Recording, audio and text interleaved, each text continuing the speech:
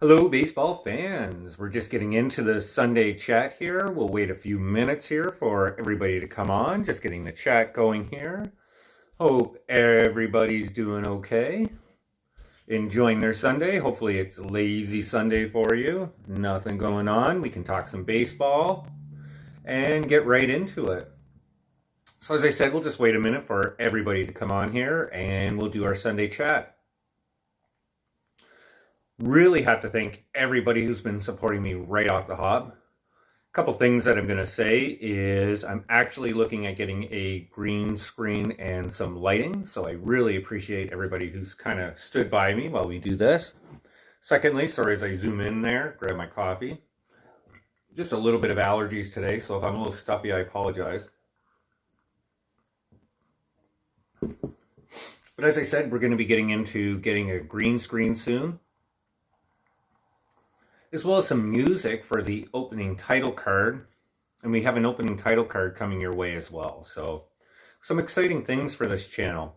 As well as we're going to be doing a huge prize at 500 subscribers. Yeah, a lot bigger than a toque. And we're just over 425 now, so that's really exciting. Thank you again for your support. Considering today we're here to celebrate 300 subscribers and do a draw for that. So the next draw will be right around the corner, and just a huge thank you for everyone who supported me early on. Pardon me there. So today I think we should start right off talking about, I'll get into your questions in just a second, but just to mention Hank Aaron. Yes, Hank Aaron passed away. To me, he is always a home run leader, and we'll talk about that in a second. Just a classic guy. This is the type of guy who, I read in a story, grew up so poor that he couldn't afford a baseball bat and had to make his own baseball bat out of tree limbs. That's a true baseball player. That's a hardcore, old type school baseball player. And I love that old type of baseball. As I said in one of my previous vlogs or live streams, one of the things that I really was disappointed when baseball took away was the collision at home plate. Nothing against Buster Posey. He broke his leg in two places there when he was collided, so they changed the rule. But Buster Posey never had the body to be a catcher, in my opinion. But because he got hurt, they changed those rules. So that kind of stunk, in my opinion. I love that collision. I love that old type of baseball. Maybe not the spikes in the side like Ty Cobb used to do. Maybe not as vicious as that. But I like that old type of camaraderie. So my condolences to Hank Aaron and his family. Definitely a loss for Major League Baseball. He was one of the true people. And that goes on to one of my questions. And somebody asked me, what do you think about Barry Bonds, Sammy Sosa? Do they belong in the Hall of Fame? And I'm going to say a hard no there. And I know a lot of people go up and down about this question. I'm a pitcher guy, so I love starting pitcher. I love a good pitcher's duel. So when you have the sort of the deck stacked against you to a certain degree, I'm not saying pitchers don't cheat. I'm still looking into this Garrett Cole thing. But when you have the stack, you know, the deck stacked against you, so to speak, just unfair. So that's why Sammy Sosa will probably never be in the Hall of Fame. And definitely Barry Bonds, just sort of a blemish. And baseball is as much to blame as the players. They didn't do very much about this for too long until it was too late. So then you get players like A-Rod who's just on the bad end of it, or Barry Bonds, right? I'm not saying you should juice, but if nobody's going to say anything against it and everybody else is juicing and putting up numbers, are you going to juice too? I guess that's what it comes down to. Sorry for the background noise there. And somebody actually asked something. They said, is somebody snoring during your vlogs? And I have to say, well, yes. I actually have a pooch, a dog, a pug bulldog, and sometimes he's snoring in the background. So that just might be what you hear there. So sorry for the background noise there, especially when you do a live vlog and, you know, you just can't count on everything being quiet all the time. But we're still going to roll through even with the background noise going on.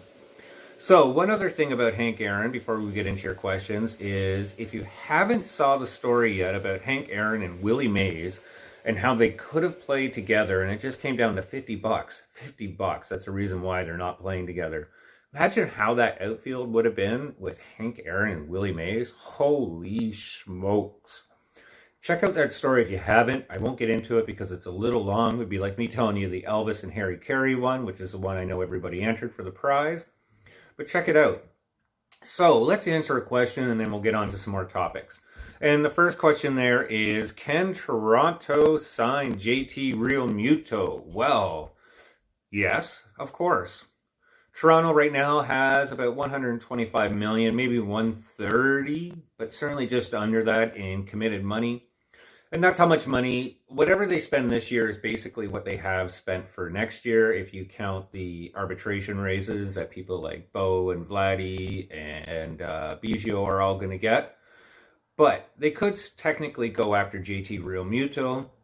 It's probably going to be a bit more than 5,120. I think the Jays, if they got aggressive and offered 5,120, 24 million over 5, they could have got it done. But now that there's other teams grumbling like the Atlanta Braves, I still say it would take the Jays 5,125. So you're looking at a commitment kind of similar to what you just did with George Springer. And I just can't see the Jays ending up for that. I think they're going to get a little bit tighter. Maybe the Jays are looking at 2022. And if you haven't looked at the free agents in 22, and we're going to get into that actually at the very end of the show here today, but if you haven't looked at the free agents for 2022, it's just amazing, especially with starting pitcher. You got Matt Shizer, Noah Syndergaard, just a ton of studs out there. So I don't see the Jays signing JT Realmuto. It's unfortunate. I think we could have flipped that for some trades, especially what happened today, and we'll get into that in a second. And I think if somebody does sign JT Realmuto to 5,110 or even 115, I think that's going to be the biggest steal and the biggest win for the offseason, at least in my opinion. JT Realmuto has as much upside as George Springer. He plays that plus position as a catcher. And if you look at his catching numbers over the last year or two, it's been getting really impressive. He is getting runners out that are trying to steal on him left and right. And I'm a big fan of pitch framing. And if you look at his pitch framing, it's just unbelievable.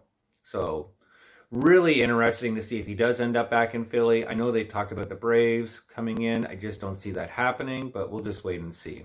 Sorry about the light there. As I said at the beginning of this, I'm actually very close to getting some lighting in a green screen. So these little glitches will stop soon. Yeah, the Yankees are cheap. And that they are a winning team. Yeah, I don't know what's going on with the Yankees there. It's really interesting because that's actually the next topic. If anybody hasn't gone on the news yet, the Yankees just made a huge trade in the last hour. They're getting Taillon coming over from Pittsburgh.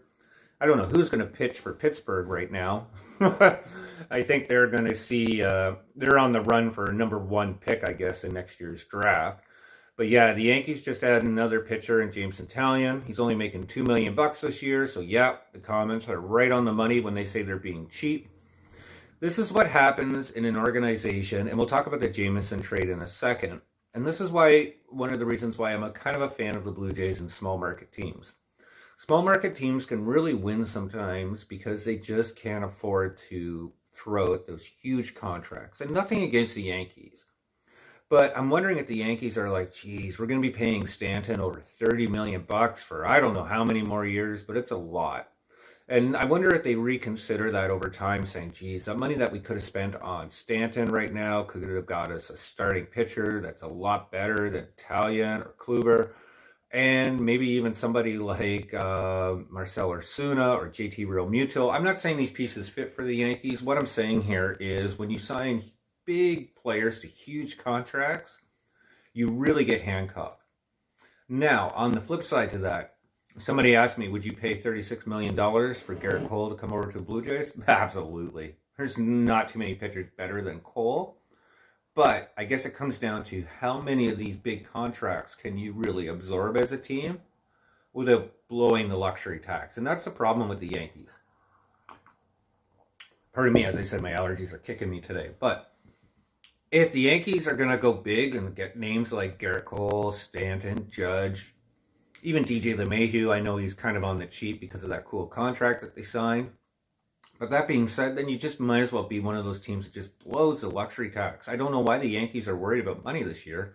It's just not something that you usually hear with the Yankees. It's not a conversation that the Dodgers are having at the moment, and the Dodgers are just blowing the luxury tax right away. And even you have a team like the Boston Red Sox. And imagine the Boston Red Sox are in rebuild mode right now, not even close to the Yankees and the Blue Jays, and they have a budget of 170 million bucks almost. That's as much as the Yankees pretty much. Well, the Yankees will probably be over 200, 210. But my point there is it really sucks when you get hamstringed by huge contracts. And Boston is really reaping that right now. And I think the Yankees are having a bit of a problem there too. And the Yankees are getting Jameson Taillon. They're sending over 4 prospects. It's not Ottavana or Ottavono. Sorry, I forget his name, so I apologize. I know Anthony Barker will correct me, hopefully, on my chat. He's the $8 million reliever that I'm sure the Yankees would love to get rid of his contract. He's not going to Pittsburgh, and I figured that would happen. There's no way Pittsburgh, a team that's just in total rebuild mode, is going to take on an $8 million reliever. Yankees are stuck with him. And Taillon's going to have as much upside, in my opinion, as James Paxton. A little bit maybe better for Jameson just because he's a lot younger. He's only going to make $2 million bucks. He's controlled for the next 2 years. You never know what's going to happen with Paxton. I think he's going to get a 1-year contract, but you never know if a team's going to ante up and give him a 2-year deal. I think that's going to be the deal breaker with Paxton this year. But the comparison between Paxton and Taillon is they're both extremely injury prone. Jameson just came off of Tommy J surgery, his second Tommy J surgery of his career, his third surgery of this guy's young career. So the Yankees are really taking a risk with him. They also are taking a risk with Kluber.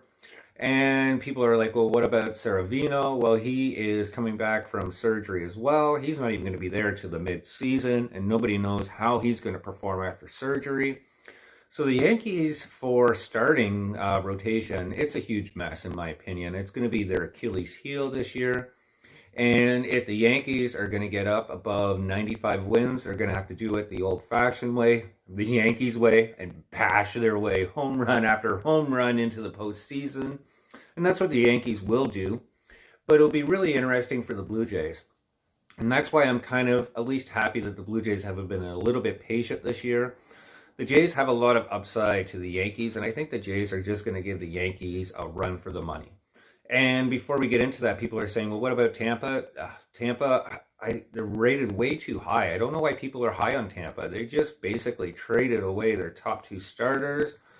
They're in kind of like a soft, weird rebuild mode, and I just don't see them keeping pace this year with the Yankees or the Blue Jays unless something exceptional happens. And don't even think about Baltimore or Boston at this time.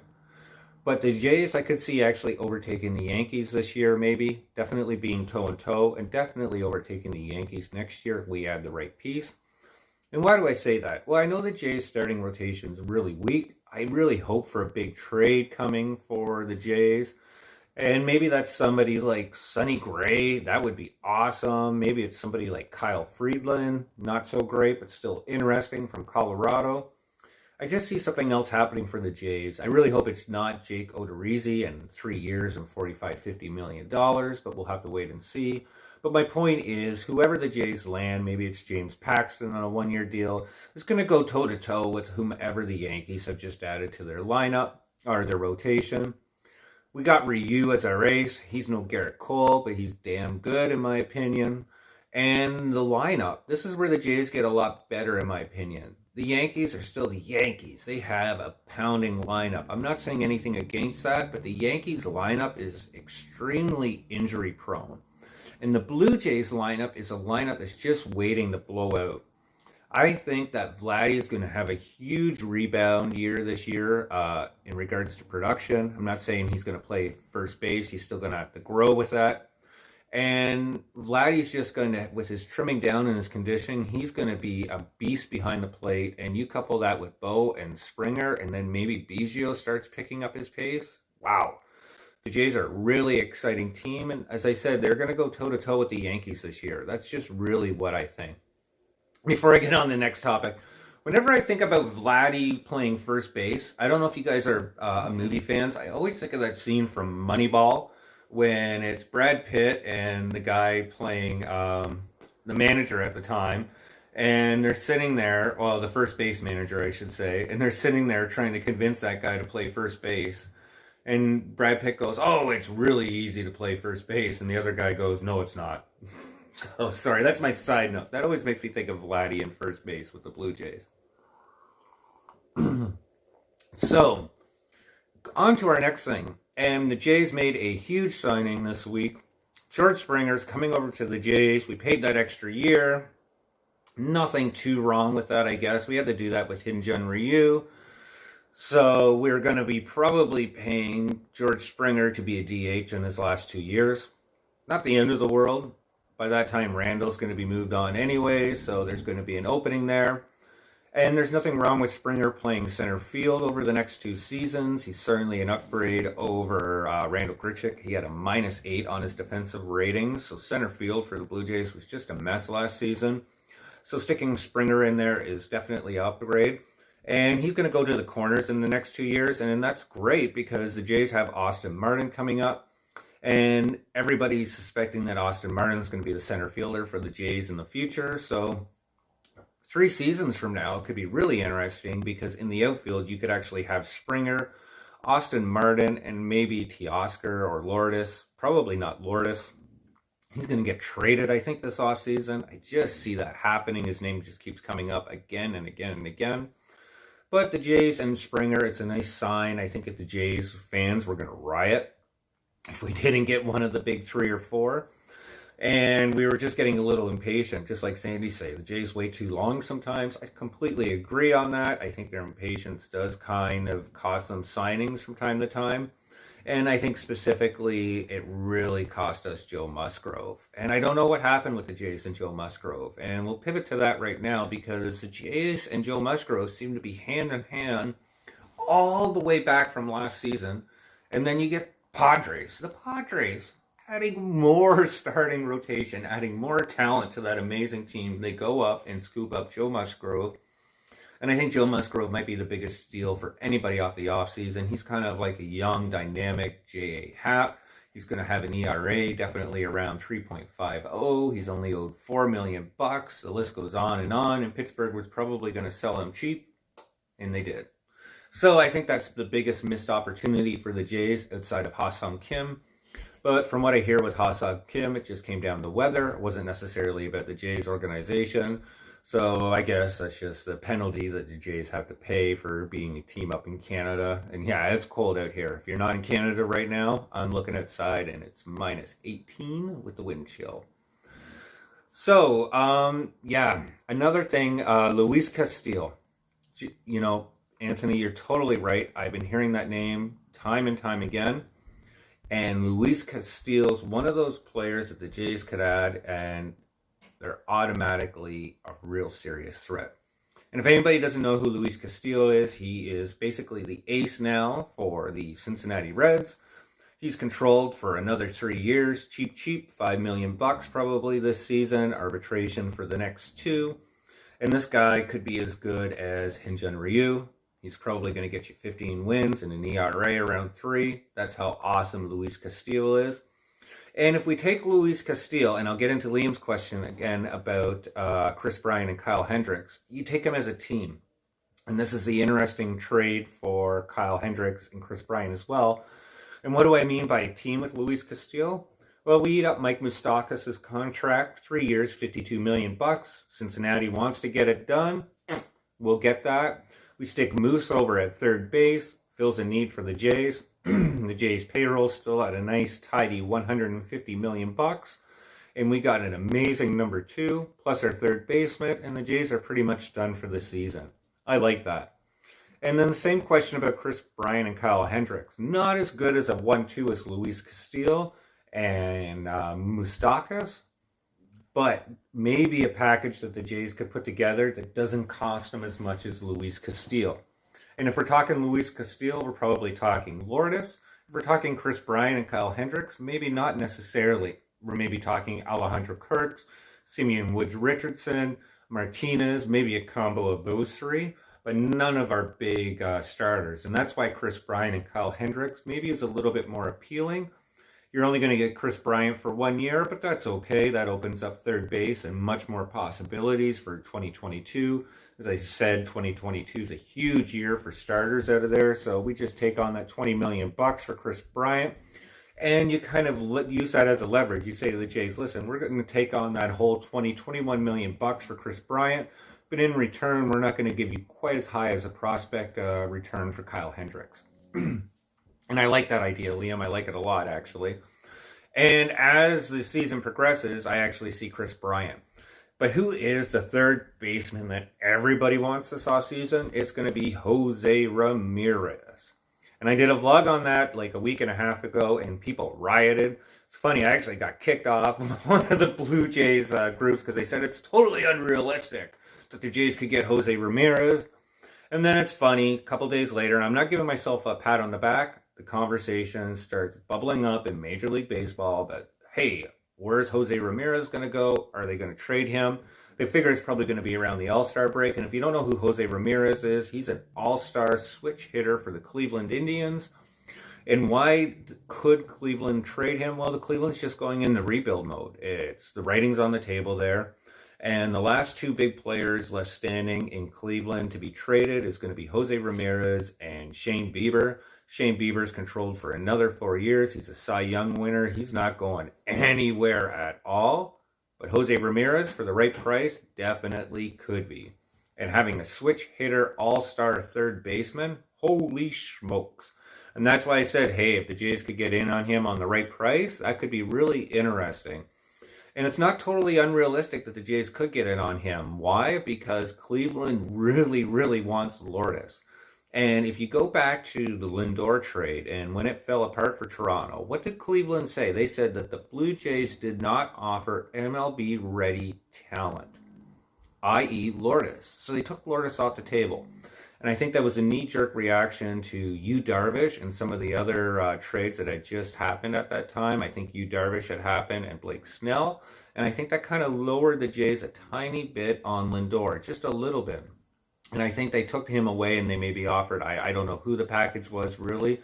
They never said, but it wasn't Lourdes. So if you take Lourdes into that conversation, all of a sudden you got Cleveland's ear and maybe it starts to build from there. We'll just wait and see, but yeah. And if they did get Chris Bryant and re-sign him, that's an interesting conversation. I think it's going to come down to a couple things. Okay, Chris Bryant comes to the Jays, and then all of a sudden Chris Bryant is the Chris Bryant of the past. Interesting, because now you're kind of curious, how much does Chris Bryant, if he want in free agency, if he is a Chris Bryant of the past? And he starts putting up those solid numbers again. Or does he have a mediocre year, and then all of a sudden you're trying to negotiate with him for those better years? Or is it the mediocre years? Or do you think he's on the decline? So I think the Jays could re-sign Chris Bryant. It's just going to be, what is Chris Bryant's expectation? And if Chris Bryant actually has another down year, I could see him pulling a Josh Donaldson, doing that deal where he signs a 1 year, hopes to rebound, maybe gets that $72 million or $100 million extension after that. So maybe the Jays do that trade for him. He has an okay year. He signs that 1 year contract, does even better, and then maybe the Jays just cut him loose at that time. Who's going to be the third baseman for the Blue Jays in the future? I actually think it's going to be Bo Bichette. And why? Well, here's going to be a question that I said all along with the Blue Jays this season. I don't think there's going to be issues with Bo and Vladdy in regards to them behind the plate. They're great. I think it's going to be in regards to their position. Vladdy has his eye on third base, and he has it on third base hard. And I think it's going to be a difficult decision with Vladimir Guerrero Jr. and the Toronto front office when the front office is to him, no, you're going to be the first baseman of the Blue Jays' future. And Vladdy, he was in Mexican League or some league down south. I think it was the Mexican League just about a month ago. And when he played third base over those, I don't think it was about 20 games or 25 games, he actually made 8 errors. And Vladdy's super young. He's only 21 years old, so I'm all about giving him time to grow. But for me, I think we just should stick him at first base. Just let him get comfortable in that. Because where I want to see Vladimir Guerrero grow is behind the plate. And I want to see Vladdy get to the point where he's hitting the way Vladdy can hit. And if you keep moving him from first to third, from third to first, and he's having to learn new positions, then that takes away from his ability to concentrate on just hitting the ball. And that's what we signed Vladimir Guerrero for. Nobody ever, I think, looked at Vladimir Guerrero Jr. as a defense specialist or somebody who's going to be above average defensively. It's just his body. It's like, Pablo. But thank God he's not turning into Pablo Sandoval. So putting him at first base and just saying, hey, listen, concentrate on first base. More importantly, concentrate on your bat is, I think, the right route. Bo's another one. I think he's actually going to be able to grow into shortstop, but if the Jays get impatient, and he was a decent shortstop last season. I'm not saying anything against Bo. I think the conversation with moving Bo from short to maybe second or third base just has to do with the abundance of free agent shortstops this year who will sign for maybe a one-year deal, who are amazing shortstop potential. I'm talking like your Alteron Simmons type deal, or maybe even your Didi or Marcus Semien. So maybe that was a discussion with moving Bo, and naturally if we took on Lindor. But if Bo doesn't work out at shortstop or the Jays are just a little hesitant, I could see him moving to third base, actually. But that's interesting too, because then we got Jordan Groshans. He's still probably 3 years away, but he's our third baseman of the future, actually, for the Jays, in my opinion. So there could be a bit of a logjam there. Jays will never, ever trade away somebody like Bo Bichette, but maybe Jordan Groshans becomes a trade piece for the future. We'll have to see. And pardon me, so sorry for that. Jose Ramirez and Lourdes, who's better out of the two? That's an interesting question. Lourdes has a lot more upside. He plays multiple positions. He's really young, so I would lean a little bit more to Lourdes in that opinion. However, if the Jays want to become a serious postseason team, a deep team into the postseason, sometimes you just got to bite the bullet there and trade away a good player to get that deal done. And if they're going to trade somebody away, it's probably going to be Lourdes. So that's why I see that. Coming into the next conversation piece here that somebody's been asking me is, who's going to be closing next year for the Toronto Blue Jays? Sorry as I clear my throat there so I don't do another hiccup. Well, I think it's probably going to be Yates at this point. They're going to give him that shot. I mean, he's only a year and a surgery away from 41 saves, and he could easily get the job done for the Jays. And if he really gets back into that condition that he was when he did those 41 saves, the Jays really have somebody at their closer, just like they had 100-Mile Giles and somebody there. But an interesting candidate, a sleeper that could come up, and maybe the Jays steal him away from the Mets, although I still think he's going to go to the Mets, is Brad Hand. And if you get Brad Hand there, that's really interesting, because then you got a really kind of nice 7, 8, 9. You could have Brad Hand, you could have Yates, and then, filling out the 7, you got somebody like Chatwood, Romero, or Dulles, and then you got Shun, who's going to be able to go the long innings for the Jays. So if the Jays were able to steal Brad Hand away from the Mets, that makes them really interesting kind of 1, 2, 3 for their 7, 8, 9. And as I said, it's pitching as much as batting that gets you into the postseason. And any of the teams that go really deep into the postseason have an amazing bullpen. And the Jays are like, is that true? Just remember about who kicked us out of the playoffs. It was the Kansas City Royals. And what did the Kansas City have? One of the best bullpens in baseball. So, and yeah, somebody said, do the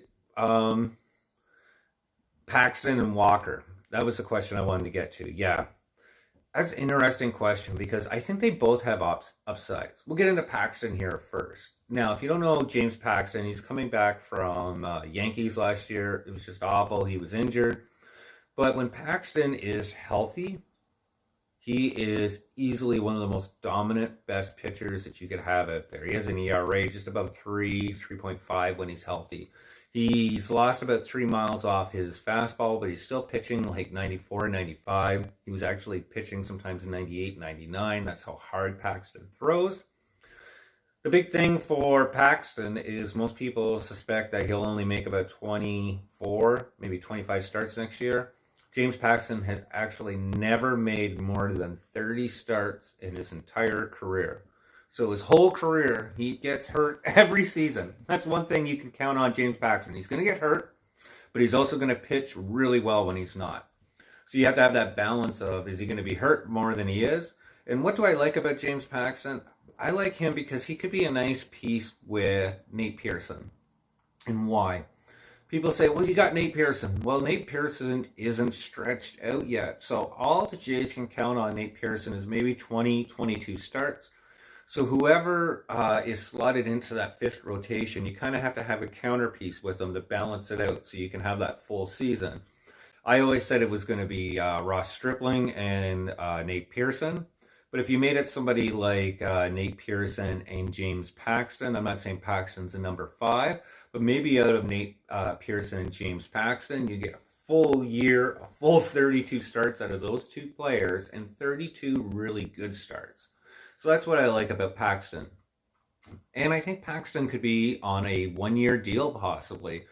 Maybe a one-year deal plus incentives. That's all I would invest in him just because of his injury.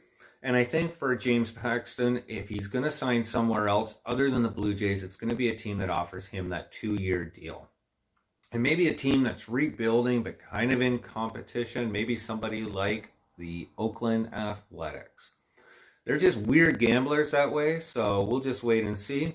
And yeah, Tanner Roark, yeah, people say, are you going to trade? When are the Jays trading Tanner Roark and Randall Grichuk? Well, we're not. So just don't even entertain that concept. If we were to trade away Tanner Roark right now, we'd have to eat at least $6 to $8 million of his $12 million. So it's actually worth paying Tanner Roark $4 million to pitch in Toronto. Sorry, what do I mean by that? Is if we actually ship him out, we're going to pay him $8 million to pitch elsewhere, probably, and get nothing in return. Randall Grichuk, maybe a little bit more upside because his contract's around $30 million over 3 years, give or take a couple mil. And the only way Randall's going to get moved is if he has a plus year. But if he has a plus year, maybe the Jays go, okay, having a right fielder DH and Randall Grichuk making under $10 million ain't a horrible deal. So yeah, Tanner Roark, he's just an inning eater. He's just, what are we going to do with him? And it'll be really interesting if the Jays actually did make a solid signing or trade like Sonny Gray, because then all of a sudden you got Ryu, Sonny Gray there, as well as Robbie Ray, Tanner Roark, Ross Stripling, Nate Pearson. And you could actually maybe possibly see a $12 million pitcher in Tanner Roark sitting on the bench just waiting to be picked up. He could actually just clear waivers and just sit there and go, oh, do I get to pitch this year? Do I go to the minors? What do I do? So, yeah. And Grichuk, yeah, he's worth his value, weirdly enough. Maybe not in this COVID market, but, he's kind of like that weird Jock Peterson type deal where he's good, but then he could really frustrate you. So you don't know what to do with him. So we'll wait and see. But who's going to be the closer for the Blue Jays? Probably Kirby Yates. And somebody actually asked another question for me, and we'll get on to that point, is what is going on in Colorado? How come Colorado hasn't made any trades? And Colorado is just a disaster at this point, in my opinion. I don't know why they're not going into hard rebuild mode. Colorado is certainly not going to be a team that's going to be able to keep up with all the other teams in the National League. And I think they actually might be the biggest losers of this offseason at the moment. And why do I say that? Well, they had Trevor Story, who has as much upgrade as Lindor. They could have got a huge, huge, huge return for Trevor Story. There's a little bit of rumblings about him. I'd love to see the Jays get in on that, but that means moving Bo around. We're back into that Lindor talk. But Trevor Story is an awesome shortstop, has enough potential as Lindor, and whoever gets Trevor Story, if he does get moved, is getting a huge upgrade at shortstop. And that goes into Nolan Arenado. Nolan Arenado and Colorado are getting to a bubbling point. There was a rumor that came out and then got posted down. I think it was a tweet that Nolan did quickly. I'm trying to find it, but basically they're like at fisticuffs right now. They are just PO'd at each other. I'm sure Nolan Arenado does not want to show up to spring training in a Colorado Rockies uniform. And I'm starting to wonder if Colorado even wants Nolan Arenado. And why hasn't Nolan Arenado been traded?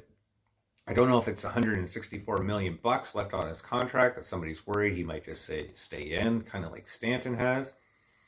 I don't know if Colorado is just asking too much for 1 year of Nolan Arenado because it might be what you get for that $30 million third baseman. I really don't know. And then they also have Kyle Freeland as well. So they have a pitcher there that they could easily trade and get some return on. They're not doing any of the three. So I think this is going to be a huge misstep for Colorado, especially if Colorado rides out the season with Trevor Story and Nolan Arenado and they both walk and they get nothing in return. Then it's going to be dark, dark days in Colorado for some time. So that's really interesting. And that's why I was big on JT, because one of the things that Colorado desperately needs is catching. So if the Jays were to knock on Colorado's door and start the conversation with Alejandro Kirk, you're going to get their ear. So I'm interested to see what happens in Colorado this season, but I think it's the biggest missed opportunity. And somebody asked me about Cleveland and Shane Bieber. You know, I said that at the beginning of this. I don't think Shane Bieber is going to be moved. He still has 4 more years of controllability. I think he's going to make like $2 million or less this year, and that's amazing for a Cy Young winner. But he will be moved. So when Shane Bieber does get moved, I'm suspecting maybe next offseason. Wow, Jays need to be all over that. I think what Cleveland's going to do is maybe entertain the idea of trading Jose Ramirez before the season starts, but it's got to be a massive return. But if Jose Ramirez starts hitting like Jose Ramirez can, he's definitely going to be gone by the All-Star break. And then next offseason, you're entertaining an interesting opportunity in Shane Bieber. But I could actually see them holding on to Shane Bieber for 2 years. And why? Well, the next year's free agency is so flooded with starters right now that they just might not get the return that they want on Shane Bieber. And if they're trading Shane Bieber away, you better be getting easily a top 20, like an all-star, somebody like Austin Martin. And I'm not suggesting trading away Austin Martin, but if you were to get Shane Bieber from the Cleveland Indians, or Cleveland team, whatever they're called now, that's where that conversation starts. It starts with Austin Martin and Lourdes. Too much for me. But Bieber would be an awesome ace for whatever team picks him up. And I just want to have a pitcher on the Jays team where I can go, Bieber. Sorry, I'm old. And going on to one of the last things here before we do our draw, people were saying, you're talking about 2022 and all these free agents. Who is the biggest name that you would love to see in a Blue Jays uniform next year? And for me, I would love to see Noah Syndergaard back. You know, R.A. Dickey is a classy guy. If you don't know who R.A. Dickey is, obviously, he was an awesome knuckleballer for the Blue Jays, helped us through those years when we were in contention. Unfortunately, when he won the Cy Young Award, we traded away Noah Syndergaard for him.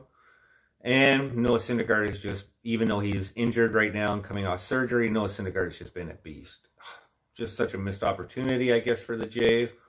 But then again, would the Jays have gotten into the postseason without R.A. Dickey? I guess that's another conversation for another day. But if you could get somebody like Syndergaard next year for the Jays, and if he comes back and he's pitching well and we steal him away from the Mets, wow. And there's also Matt Shizer on the market next year, Clayton Kershaw, Justin Verlander, the list goes on and on. Marcus Stroman, no thank you. But yeah. And talking about Marcus Stroman, somebody else asked me, what is going on with Aaron Sanchez? Now, if you don't remember Sanchez, he was a blister guy for the Toronto Blue Jays. Yeah, just never was able to get it together. And then finally, I think he got his blisters figured out, and then he blew up his shoulder. But Aaron Sanchez did do a pitching showcase to a ton of teams. Nothing really came out of that, but I really wish Aaron Sanchez well. I would love to see even the Jays take a chance on him if he would ever come back to Toronto. Maybe just some minor league contract, very small, get him over to our AAA team. Maybe he's an insurance piece, and maybe he comes back, and I would love to see Aaron Sanchez as a reliever. I think he probably should have been a reliever, even though he put together that no-hitter. Jays that's just how it goes with Blue Jays. We trade away Aaron Sanchez. He makes a start in Houston and throws a no-hitter with Joe Biagini. Then everything goes to hell with him in Houston, but of course he throws that no-hitter. But I'd love to see the Jays take a chance on Aaron Sanchez, throw him into AAA, really develop him into a reliever. And maybe he has that post comeback and he's an awesome reliever, kind of like what happened with Chris Carpenter, but Carpenter was a starter. And if you don't know the Chris Carpenter story, it's really interesting. He was actually Blue Jays. He was having some struggles. He got injured. He had to have surgery. The Jays cut him loose, and then he became an all-star and one of the best pitchers in all of baseball. So maybe that's why I hold on to pitchers just a little bit more. Yeah, Austin Martin isn't worth trading. I agree. You know, Austin Martin has more upside, I think, than any Blue Jays draft pick that we've had in a long, long time. I know he plays the complete infield. He's going to be the outfielder, though, for the Jays. And why do I say the infield? If you don't know who Austin Martin is, he actually played shortstop, I believe, and third base for Vanderbilt and center field a bit. And most analysts actually expect him to be the center fielder for the Blue Jays in about 3 years. He's probably going to go over to Double-A this year, so he's going to have a year in Double-A, year in Triple-A. And we can expect him, if we're lucky, in 2023, which is kind of cool, right in line when you see George Springer go over to probably right field, or left field, I believe, whatever corner he moves to. And that's going to be an awesome tandem when he comes up with Martin and Springer, especially if George Springer still at that time, he'll be probably about 34, 35, is still hitting like George Springer can. But yeah, Austin Martin has a ton of upside. To me, he's untouchable. And people ask, who are the touchable?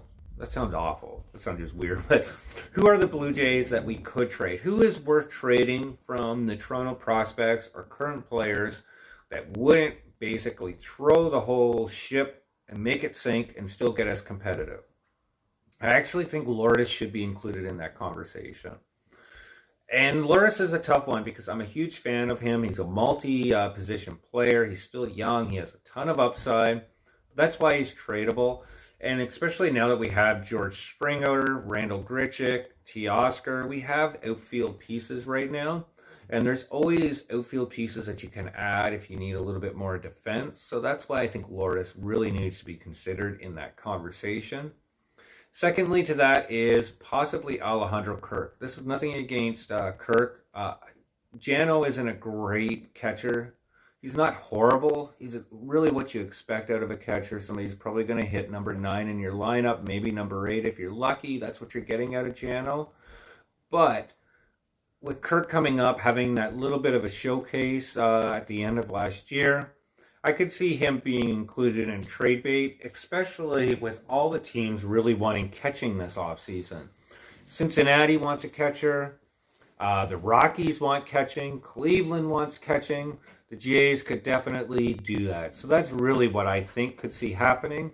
And if we want to get really down into it, I can see Simeon Woods Richardson going. So the untouchables to me, Nate Pearson. I don't even consider Nate Pearson a prospect, but I guess he is. Austin Martin, Jordan Groshans at this point. Those are the 3 people, and that's easy because they're number 1, 2, 3 in our prospects. I think they were listed something like 16, 19, and 39. I don't know, something like that anyways. So, you know, they're all top 40 prospects in Major League Baseball, and they're all the future of the Blue Jays. Additionally, we can't touch Vladdy at the moment. I would never consider Vladdy being traded. Vladdy's an all-star. Bo Bichette's even bigger.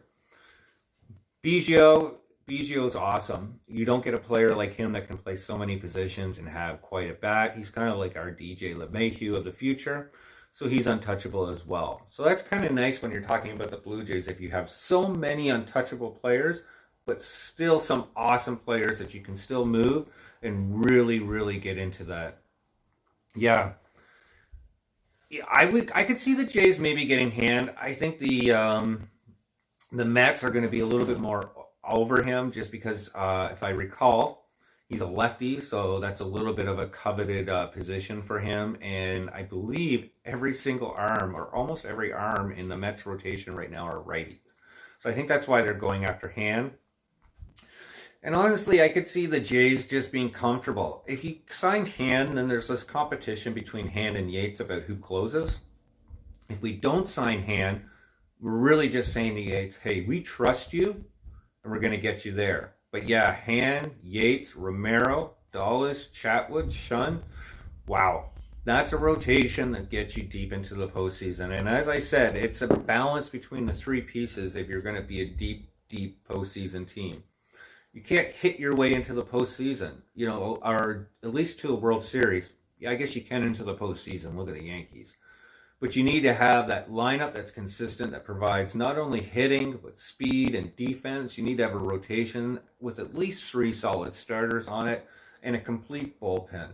So that's the nice thing about the Jays. I really find that they're kind of getting there. They have that rotation. They have that lineup now. They have the bullpen. Really what they're missing is a solid number 2 and even a solid number 3 starter. So that's really where the Jays are for next season. That's why I really like Joe Musgrove and Sonny Gray. If you added Sonny Gray and Joe Musgrove, I know Joe Musgrove's gone to the Padres. That would have gave you your 1, 2, 3, and that would have allowed the Jays to really get to where they are. But I think the Jays fans, and even myself, maybe we're just being a little bit impatient. Are we? I mean, the Jays are blossoming quick. Last year was awesome that we made it into the postseason. But if it was that standard postseason where, you only had 2 wildcard teams, I don't think the Jays would have been there. Or if it was a 162-game season. Nothing against the Jays. So maybe we're just getting a little bit premature in our excitement. I think the big question for the Blue Jays fans this year, and does anybody know this yet? Because I haven't seen an answer. But let me know if in the comments below or after this is posted, what's the postseason format for this year? Are we going back to the classic top 3 plus the 2 wild card, or are we blowing it out to doing 8 again? Because I kind of liked 8. I like having more teams in the postseason. It's just how I am. And it really got exciting for the Jays. So if anybody knows that solid answer, let me know because I'm interested. And yeah, I think for the Jays, it's going to come down to Paxton and Walker. I think that's going to be the last real signing for the Jays. And I'm big on Paxton or Walker over Odorizzi. And I'll talk about that, and then we'll do the draw and wrap up because I know I've been going on for like 50 minutes. So thank you, everybody. Taillon Walker has, I think, the most upside. He has injury, but he's not as bad as Paxton. So you have a bit of an upside there right off the hop. But Walker, I think, is itching for that 3-year contract, just like Odorizzi. So if it came down for me between Walker and Odorizzi, I would actually lean towards Walker. I think he's going to be a little bit cheaper. I think it's going to be kind of like 3 years, 36, where Jake Odorizzi could easily get between 45 to 50. However, James Paxton, I think, has the most upside. Why? Because with James Paxton, we can get him to that 1-year deal, especially if he wants to pitch in Canada. We have to address that. Big Maple, awesome to see him in a Jays uniform. No matter how he pitched, he would be one of the favorite players on the Jays uniform just because he bleeds Canadian. So you have that going for him right then and there. Maybe he signs that 1-year, $10, $12 million deal, kind of what the other guys are getting who are in the same position as him. And we get Paxton for 1 year. We see exactly what we get out of Paxton. If he blows himself up and gets hurt, that's cool. We got Nate Pearson coming up anyway, so we can fill those innings. And as I said, it's just another step to the Jays being more competitive next year, but not being a team that goes deep into the World Series. If we're going to be that team that goes deep, we need a number 2. Paxton's awesome. Don't get me wrong. When he's hot, he's hot. And when he's injured, he's injured. But we need a solid number 2 to get behind Ryu if we're going to go deep into the postseason. And time's really ticking on that. So really, to me, there's only a few players who I consider number 2 caliber at this point. And that's probably the 2 pitchers over in Cincinnati, Sonny Gray and Luis Castillo. I don't think they're going to get rid of Luis. Definitely Sonny Gray. Come on, the guy's got a 3.50 ERA. He's only owed $32 million over 3 years, and the third year's a bonus. So if he stinks, you're actually only committing $20.2 million for Sonny Gray. Come on, Blue Jays, get this done. I've always said that I think Alejandro Kirk and Simeon Woods Richardson, I know they're 2 of our top 6 prospects. We get the deal done for Sonny Gray.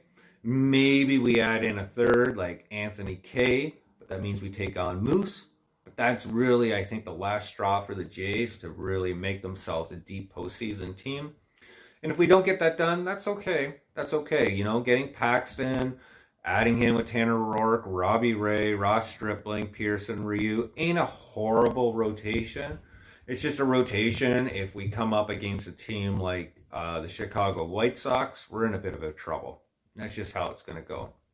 But 2022, as somebody said before, could be a huge, huge year for the Jays, especially if we keep our monies down and if Rogers really wants to spend, especially if we get, I'm not saying Max Scherzer, but even somebody like Noah Syndergaard out there. Justin Verlander, I know he's going to be, how old will Justin Verlander be at that time? Probably 36, 37. I think Clayton Kershaw will just always bleed Dodger blue. He's going to be a Dodger for his life. But the list goes on and on with all the pitching and really, really good pitching. And the nice thing is, if a pitching market is flooded, that usually means is a little less money going into the players' pockets, which means you're not getting into these huge $350 million contracts. And maybe there's still a bit of a ripple effect from COVID and the markets are still down, revenue's down, so the Jays could get one of these players as a steal. We'll have to wait and see. So as I wrap up here, I just want to say a big thank you to everybody who's joined me at the beginning here. I know my background isn't the best. I'm actually getting really close to investing in a green screen and lighting. But when you're spending something for a couple $100, you want to do your research. And I just really wanted to make sure this was going to take off and that people would be interested in it. So I'm glad that you guys are and you showed up. Thank you again. And we're also going to be doing another prize once we get up to 500 subscribers. I'm really big on giving back, so we'll do something cool. But we're also going to do a draw here again, just at the end for a Blue Jays toque for everybody who entered the contest. I really appreciate that. And then finally, I'm getting kind of close. I'm working back and forth on actually securing an interview with one of the Jays prospects. So fingers crossed, just a quick phone interview, but that would be really cool. We're also looking at if COVID ends and it opens up, I'd love to head up to St. Mary's to the Baseball Hall of Fame in Canada, especially when they do their ceremony. And maybe next year, hopefully head down to Cooperstown because I'm not actually too far away. I am, in Canada, but it's just across the border. So there's some cool things coming up for the Jays that we're looking at for the fans, and maybe even a cameo call as well from one of the old Blue Jays. So thank you for showing up. So I'm going to get into the draw now. We're going to be giving away a Blue Jays toque. This is going to be our last toque of the year, and then our next draw is at 500, and it's actually going to be something a little bit bigger than a toque. So I'm really excited at that. Then we'll do a draw at 750, and then at 1,000 subscribers, we're giving away a custom MLB jersey. So that's kind of sick. But let's get into the toque today. And as I said, I just want to thank everybody who has supported me. Maybe I put my head down here, so I don't know who I'm pulling out there, who supported me all along there. I can't tell you how much I appreciate it. Got a winner here, so we'll throw that away. Not looking at it yet. And wow. The name that we pulled out is actually the winner. They're going to think this is rigged from last week. It's no other than New YouTuber. New YouTuber. 2 weeks in a row. That's what you get for being such an awesome fan. But don't worry, we're at like 425 subs. We're going to be giving away an awesome prize in the next 75 subscribers as well. So just keep on the journey with me. We're eventually going to do some really, really, really cool things. And we're hoping to do some live streams from the Rogers Center. Hopefully we'll get a game this year that's not all the way down in Florida for the Blue Jays fans. And we'll be able to do that as well. More importantly, I hope everybody stays safe out there. That's really what matters right now. Everybody has an awesome Sunday. If you're a Buffalo Bills fan, they're on in a couple hours. Go Bills, go. Be interesting to see them in the Super Bowl, not to talk football. And hey, if you're a Chiefs fan, good for you too. And more importantly, stay safe, everybody. Hit subscribe if you haven't. We'll talk soon, and we'll take care. Bye now.